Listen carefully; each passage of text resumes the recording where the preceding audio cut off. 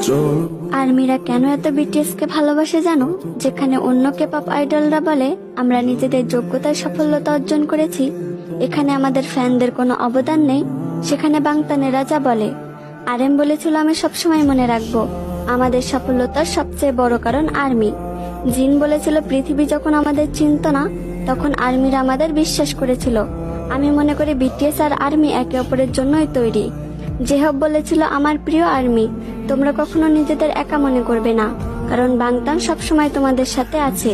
সুগা বলেছিল আমার জীবনের সবচেয়ে বড় অধ্যায় হলো আমার ভাইয়েরা এবং আর্মিরা, কারণ তাদের সাথে আমার সুন্দর মুহূর্তগুলো কাটিয়েছি। জিমিন বলেছিল আর্মি তোমাদের ভালোবাসাই আমাদের জীবনের সবচেয়ে বড় শক্তি। ভি বলেছিল আমরা 7 জন শুধু বিটিএস না, আর্মিরা ছাড়া বিটিএস অসম্পূর্ণ। জাংকুক বলেছিল আমি যত বড় মঞ্চে দাঁড়াই না কেন মনে থাকবে এই জায়গায় পৌঁছাতে আর্মিদের অবদান আছে। বিটিএস যদি হয় গাছ, তবে সেই গাছের মূল শেকড় হচ্ছে আর্মি। আর্মি ছাড়া বিটিএস সবসময় অসম্পূর্ণ।